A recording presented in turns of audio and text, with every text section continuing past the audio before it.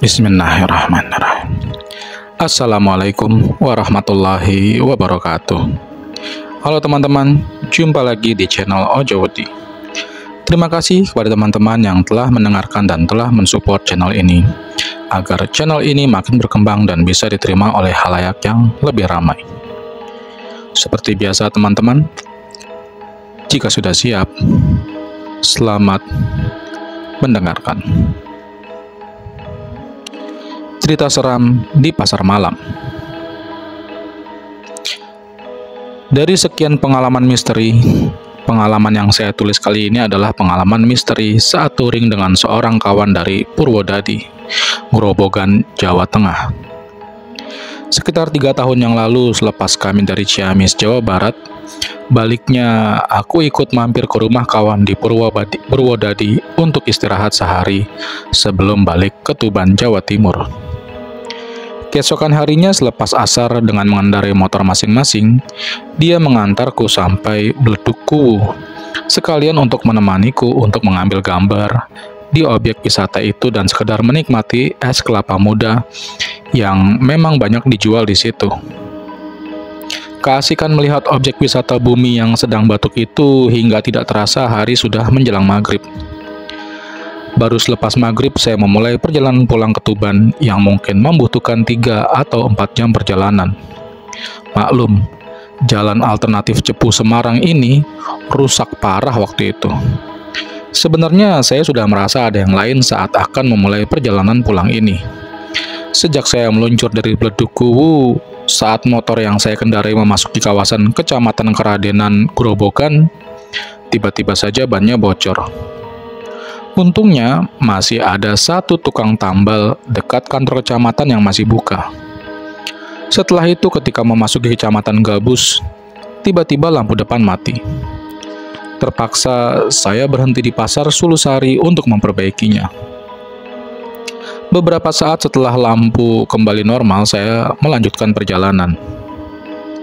Sekitar 1 jam, saya baru masuk Randu Blatung, Blora, Jawa Tengah. Sekitar 1 jam kemudian, melintasi area hutan jati, barulah saya sampai ke wilayah Klopo Dhuwur, Blora, yang terkenal dengan wong saminnya itu. Kurang dari 30 menit kemudian, saya sudah memasuki pusat Kabupaten Blora dan langsung mengambil jurusan Bojonegoro. Lepas dari Batalion 410 Blora sekitar 500 meter, tiba-tiba tanpa sebab mesin motor mati. Sebelumnya ini belum pernah terjadi, di samping masih tergolong motor yang baru. Saat itu sebelum berangkat touring saya selalu mempersiapkan motor sesempurna mungkin. Sedikit jengkel, saya tepikan motor ke tepi jalan dan memang jalanan saat itu masih ramai dari arah Blora menuju Bojonegoro, Jawa Timur. Belum sempat menyandarkan standarnya, saya dikejutkan oleh suara yang tiba-tiba oleh wanita tua. Dari mana datangnya saya tidak jelas. "Mas, boleh saya minta tolong?" kata wanita tua itu. Saya menoleh ke arah wanita tua itu yang menyapaku. "Apa yang bisa saya bantu, Mbah?" jawabku. "Saya boleh menumpang sampai di Bogorjo? Mau naik ojek, saya ndak punya uang," kata bapak tua itu bernada melas. "Oh, monggo Mbah. Kebetulan nanti saya lewat situ. Tapi sabar dulu nje Mbah. Motor saya agak rewel. Saya akan cek dulu mesinnya sebentar." Saya sama sekali tidak memperhatikan lagi bapak tua itu. Saya terus konsentrasi dengan motorku. Setelah mengecek kondisi mesin, ternyata tidak ada sedikit pun masalah apapun terhadap mesin motorku. Begitu mesin motor saya starter langsung menyala, saya segera melanjutkan perjalanan yang sebelumnya mempersilahkan bapak tua itu untuk naik motor segera. "Pegangan ya Mbah," sambil aku lajukan motor, namun kali ini saya hanya melajukan motor dengan kecepatan standar karena membonceng seorang laki-laki tua. Waktu tertunda lagi 1 jam untuk sampai ke rumah. Bau wangi dari bapak tua itu sebenarnya yang membuat risih. sebab bau wanginya tidak seperti wewangian pada umumnya. Saya rasa wewangian itu aneh. Dalam pikir saya, bapak tua ini gaul juga ya. Masa punya parfum tapi nggak punya uang untuk naik ojek? Namun aku tidak memperdulikannya. Saya anggap bau wangi seperti ini sama dengan wangian wanita yang ada di kampung saya juga. Umumnya pada helatan hajatan kebiasaan mereka memakai wangian, namun ya itu tadi, menyengat. Dalam perjalanan tidak banyak saya bicara dengan bapak itu. Sebatas mengingatkan untuk pegangan saja, di samping itu saya harus konsentrasi mengemudikan motor. Ketika memasuki kecamatan Bogorejo, Blora, saya mencoba bertanya kepada bapak tua itu. Tapi sama sekali tak ada jawaban darinya. Tidak dengan barangkali pikirku, karena waktu saya tanya sama dia kondisi motor sedang berjalan. Sampai di dekat pasar Bogorejo, saya bertanya lagi pada pria itu, namun tetap tak ada jawaban. Saya tepikan motor di dekat simpang tak jauh dari pasar dengan tujuan hendak bertanya kembali kepada pria tua itu. Namun, saat saya menoleh ke belakang, saya sangat terkejut. Bapak tua yang saya bonceng raib, entah kemana perginya. Sekedar informasi, jalan alternatif dari Blora menuju Kenduruan, Tuban, Jawa Timur ini adalah jalan sempit dan sebagian besar melewati areal hutan jati perhutani. Karena sudah merasa terlambat dan semakin beranjak malam, saya berusaha tidak peduli apa yang barusan terjadi, sekalipun dalam hatiku penuh tanda tanya. Karena jalanan bergelombang, saya tidak bisa memacu motor lumayan kencang, meskipun jalanan lengang. Lepas dari Bogorejo ini, saya memperlambat motor karena di kejauhan tampak banyak lampu seperti ada orang tontonan yang sedang hajatan. Tapi ternyata bukan. Setelah saya berhenti di situ, keramaian itu seperti pasar malam tapi tidak ada komedi putar di situ. Seperti pasar malam pada umumnya, banyak sekali orang keluar masuk tempat tersebut. Selain menikmati makanan dan banyak juga mereka yang coba membeli pakaian. Karena semenjak tadi masih di atas motor, saya segera tepikan dan bergegas memasuki pasar tersebut, yang boleh dibilang ramai meski malam sudah mulai beranjak tua. Karena tujuan masuk ke pasar malam ini adalah untuk mengisi perut, setelah mencari kesana kemari, tak jauh dari tempatku berdiri ada satu warung bakso.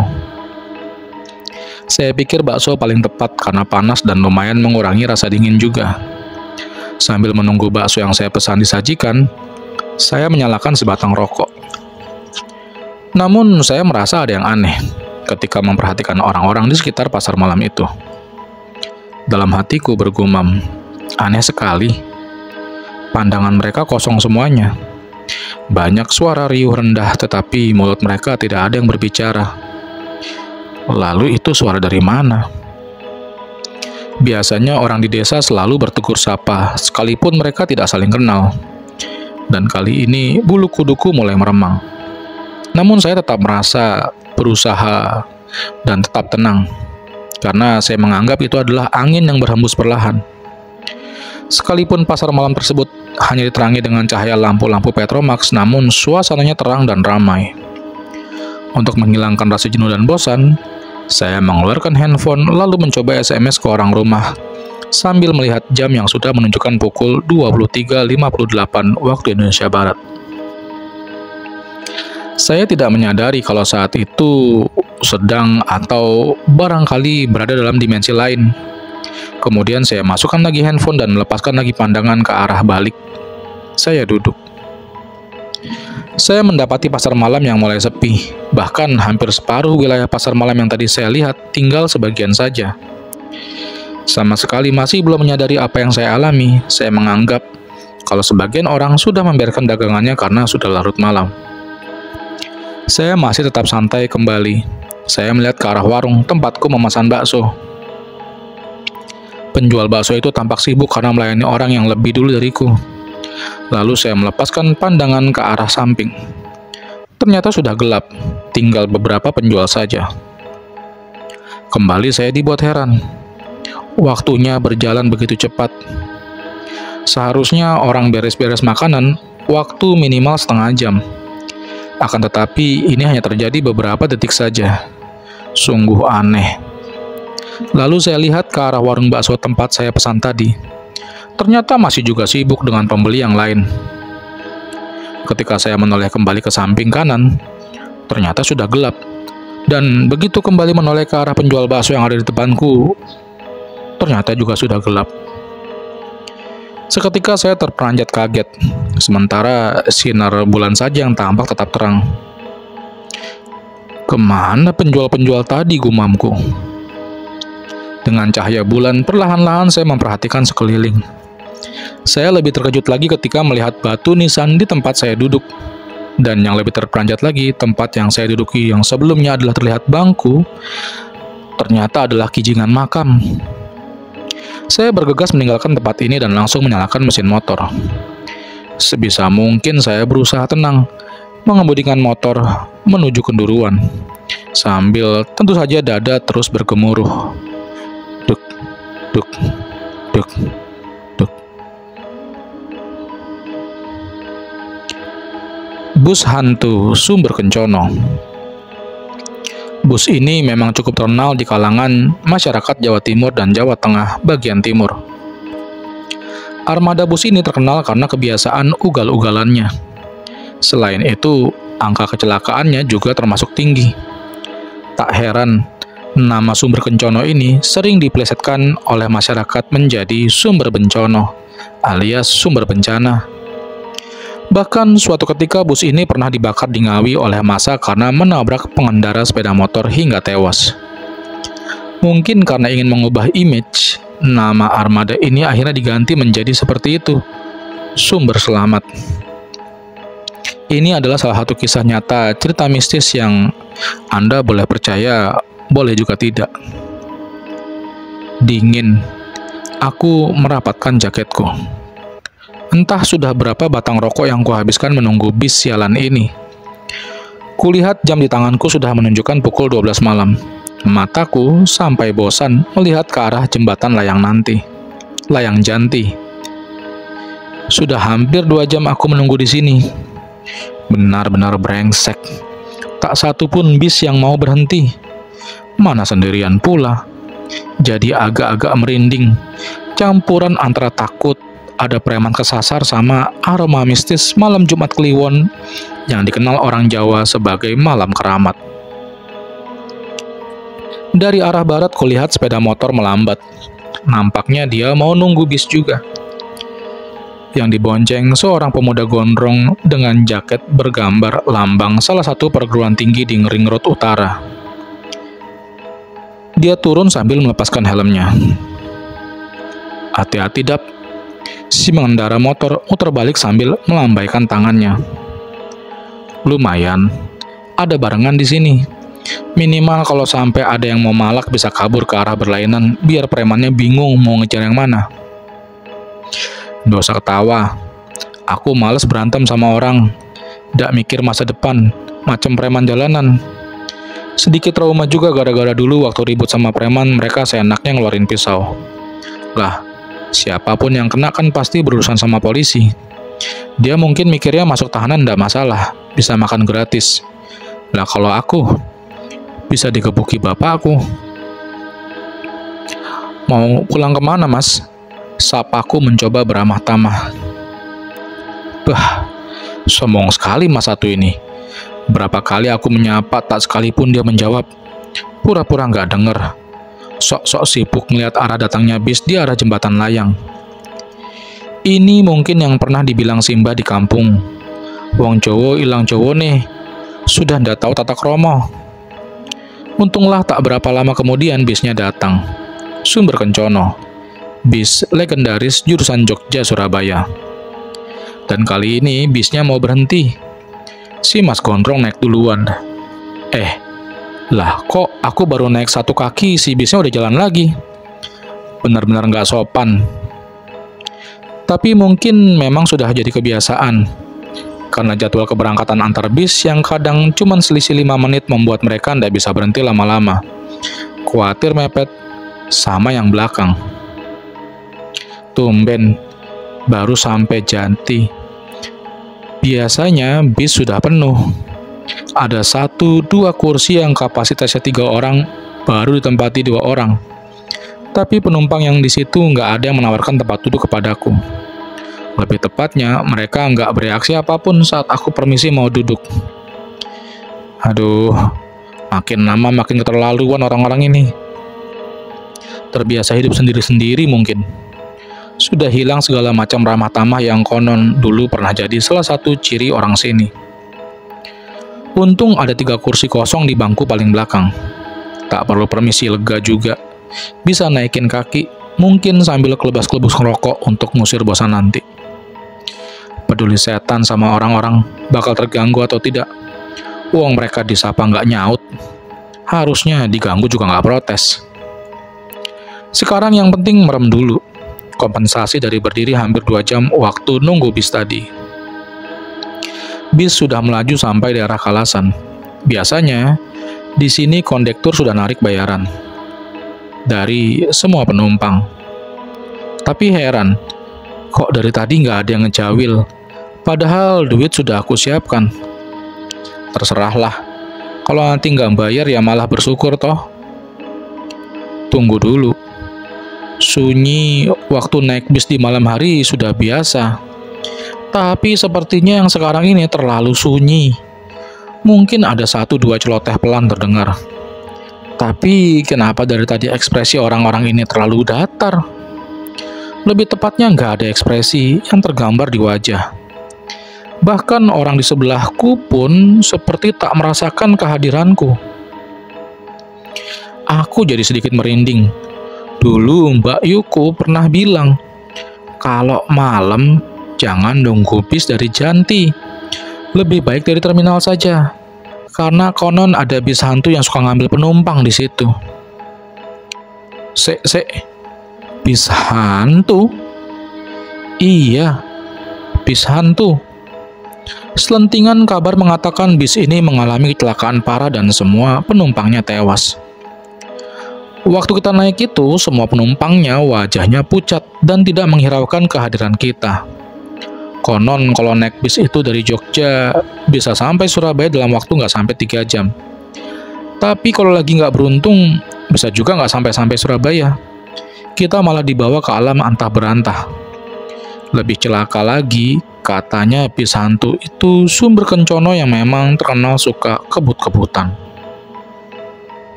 Mas, sampean mau turun di mana? Aku mencoba menyapa penumpang di sebelah, sekaligus mengusir rasa penasaran. Masa iya ada bis hantu? Dia nggak menjawab. Lebih tepatnya bereaksi seperti orang yang dari tadi kusapa. Nggak ada ekspresi. Ini sudah mulai menakutkan. Ku coba menepuk bahunya agar dia menanggapi sapaanku. Sial. Tanganku menembus bahunya. Dia tidak nyata. Dia bukan manusia. Pak, kiri Pak. Saya turun di sini. Teriakku panik. Tapi mereka tetap dingin tanpa ekspresi. Sialan. Mungkinkah aku akan terbawa ke alam gaib seperti yang orang-orang pernah ceritakan? Bulu kuduku merinding. Badanku terasa dingin. Tapi percuma panik sekarang. Aku mencoba mengingat doa-doa yang diajarkan Simbah dulu. Sial. Lupa semua.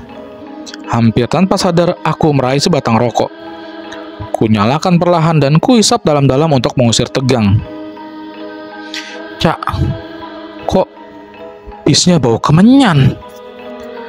Penumpang di sebelahku mendadak menutup hidung, menatap lurus seakan menembusku dan bertanya kepada kenek yang berdiri di pintu belakang. Gak apa-apa mas, kadang memang suka tercium bau kemenyan. Katanya dulu di Janti situ pernah ada penumpang lagi nunggu bis, meninggal ditusuk waktu ribut sama preman. Kalau malam Jumat Kliwon kayak sekarang ini, katanya dia suka ikut naik bis. Kasian, mungkin matinya nggak tenang. Aku termangu dan bis terus melaju. Cerita horor penginapan Pantai Anyer. Anyer, Selain harga makanannya yang horor, tempatnya ternyata juga horor. Panggil aja gue Bunga. Dan cerita ini adalah tentang pengalaman horor gue di Anyer waktu gue nginep di daerah Anyer. Jadi ceritanya begini, gue sama teman-teman gue mau melakukan kegiatan mancing di daerah Pulau Sanghyang. Kita berlima datang sekitar jam 4 sore, hari Sabtu, Mei tahun 1999. Rencananya kita berangkat hari Minggunya, jadi kita mesti nginep di suatu rumah dan rumah itu tua banget, tingkat lagi. Sebelah kanan rumah itu masih area kosong alias kebun penuh alang-alang. Awalnya gue udah ngerasain gelagat gak enak. Hawanya udah beda pas masuk rumah. Pas malamnya kita niat begadang. Ya biasa, ngobrol-ngobrol tentang rencana besok. Tapi gue merasa udah ngantuk duluan. Soalnya gue gak mau besok pagi ngantuk dan gak konsen mancingnya. So, gue pamit buat tidur duluan. Teman-teman gue sih masih pada ngobrol dan nyiapin alat pancing. Gue tidur sekitar jam 9 malam. Gue sendiri di kamar. Kamar yang gue tidurin ngadep ke pantai. Tapi malam itu gue nggak bisa tidur. Padahal tadi kerasa ngantuk banget. Akhirnya ya gue paksain tidur juga sih. Gue sempat ketiduran. Tapi entah jam berapa gue setengah terbangun. Posisi gue miring ke kiri dan gue lihat ada yang tidur di samping gue. Nggak gitu jelas itu siapa, soalnya badannya agak miring. Gue agak penasaran pengen lihat siapa yang tidur di sebelah gue. Pas hampir mukanya kelihatan, dia malah nengok ngadep ke gue. Mukanya nggak jauh dari muka gue, matanya melotot, mukanya pucat. Gue kaget setengah mati, nggak bisa bergerak sama sekali, nggak bisa teriak, mata nggak bisa dimeremin. Seakan-akan gue dipaksa ngeliat dia. Gue coba baca-baca doa ayat kursi. Dia malah ngikutin baca sampai akhirnya gue pingsan sampai besok pagi. Gue dibangunin temen esok paginya dan malam itu temen gue nggak tahu kalau gue pingsan. Dia kira gue lagi tidur. Akhirnya gue ceritain kejadian semalam ke teman-teman gue. Temen gue pada kaget. Terus kata penjaga rumahnya, memang tempat itu rada angker. Karena dulunya daerah itu kuburan para pejuang Indonesia waktu lawan penjajah Jepang. Penjaga kamar mayat.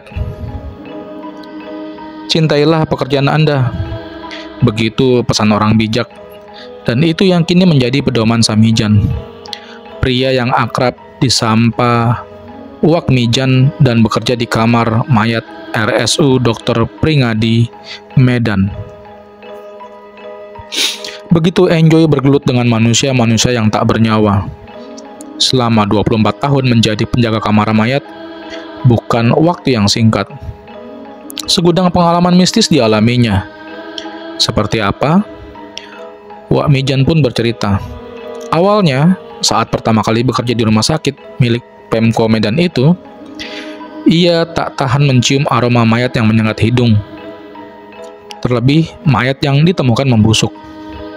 Pernah saya semprotkan minyak wangi, tapi tetap saja aroma busuknya muncul lagi, katanya.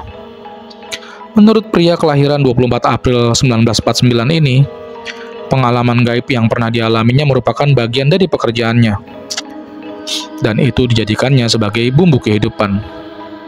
Ia bercerita, pernah suatu kali mendengar suara orang menangis, asalnya dari kamar mayat. Lalu ia bangkit dari tempat tidur dan keluar dari kamarnya yang terletak persis di samping kamar mayat itu. Setibanya di kamar mayat, Wak Mijan tak melihat ada orang. Suara tangis itu berulang keesokan harinya. Tapi saat hendak masuk dalam kamar mayat itu, pintu kamar tersebut tak bisa dibuka. Seperti ada yang menahannya dari dalam. Nggak tahu siapa. Akhirnya kami jadi dorong-dorongan, ujarnya. Kisah mistik lainnya, suatu malam pintu kamarnya diketuk orang dari luar. Tapi begitu dibuka, tak seorang pun yang terlihat bersamaan dengan itu. Wak Mijan mencium aroma bunga kantil. Pernah suatu sore persisnya menjelang maghrib, saat itu hujan gerimis. Seperti hari biasanya, Wak Mijan menikmati secangkir teh dan duduk santai di luar kamarnya. Sedang asik ia melamun, tiba-tiba sosok bayangan melintas. Sosok tersebut menyerupai pegawai kamar jenazah. Karena menganggap sosok itu pegawai kamar mayat, Wak Mijan cuek saja. Tak berapa lama, sosok itu kembali melintas.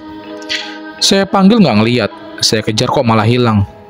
Kenangnya yang mengaku tak jarang televisi dan tape di ruangannya menyala sendiri. Karena seringnya mengalami keanehan, Wak Mijan pun tak lagi menganggapnya serius. Sudah biasa, imbuhnya singkat. Walau sering merasakan dan melihat penampakan makhluk halus, Wak Mijan tetap menyertai pekerjaannya.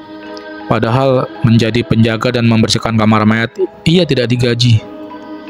Saya senang bisa membantu orang lain, ujarnya yang mengaku mendapat uang dari formalin dan pemberian orang lain yang dibantunya. Menjadi penjaga kamar mayat bukanlah pekerjaan yang mudah, dan bukan pula cita-cita Hamijan. Pun begitu, pria Tambun ini senantiasa setia bekerja di rumah sakit pemerintah itu. Meski tidak digaji, katanya banyak orang yang bisa ditolong. Ia mengaku tidak sengaja bisa menjadi penjaga kamar mayat. Ceritanya, tahun 1977 lalu, istri pertamanya Poniem meninggal dunia. Saat itulah pertama kali bapak 4 anak ini menginjakan kaki di RSU Dr. Pringadi Medan. Awalnya ia ditawari bekerja di dapur oleh Pak Sabari, pegawai rumah sakit itu. Ia pun menerima tawaran itu. Pak Mijan bertugas mengantar makanan untuk para pasien yang dirawat. Selama bekerja di dapur umum, kakek 7 cucu ini sering tidur bersama penjaga kamar mayat, Pak Ahmad dan Pak Min. Wak Mijan betah. Akhirnya, ia diminta untuk membantu menjaga kamar mayat. Sejak saat itulah ia menetap di sana. Ketiga anaknya dititipkan kepada adiknya di Binjai, Ponikem. Sebulan sekali ia pulang ke rumah melihat ketiga anaknya. Wak Mijan begitu menikmati pekerjaannya. Meski sudah 4 kali menikah, ia tidak pernah meninggalkan kamar yang berada di belakang kamar mayat itu.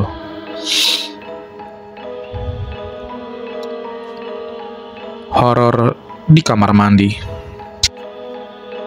Semua orang pernah ke kamar mandi, dan semua orang hampir merasakan kejadian-kejadian horor berikut ini. Mati lampu. Ini momen yang bikin kamu bingung. Apalagi buat kamu yang punya fobia gelap dan takut sama hal-hal yang tak kasat mata. Bayangin aja, kalau misalkan momen itu terjadi di tengah-tengah ritual kamu yang lagi nanggung, mau udahan perut masih melilit. Mau dilanjutin serasa ada yang ngeliatin dari pojokan. WC mampet. Yang satu ini bisa bikin harga diri kamu hancur seketika. Apalagi kalau kejadiannya di kamar mandi umum yang lagi banyak-banyaknya orang ngantri. Mau keluar, ranjau buangan gak hilang-hilang. Gak keluar lama-lama, kebawaan sendiri di kamar mandi. Pintu tanpa kunci. Pernah naik roller coaster? Deg-degan kan rasanya? Sama halnya sama momen yang satu ini. Selain bikin deg-degan, momen ini juga bisa bikin kamu gak konsentrasi ngelakuin ritualnya. Akibat pikiran yang berharap nggak ada orang lain masuk secara tiba-tiba. Itulah momen-momen horor yang bisa kamu dapatkan di kamar mandi. Terima kasih teman-teman telah mendengarkan cerita-cerita di channel Ojawadi. Akhir kata, wassalamualaikum warahmatullahi wabarakatuh.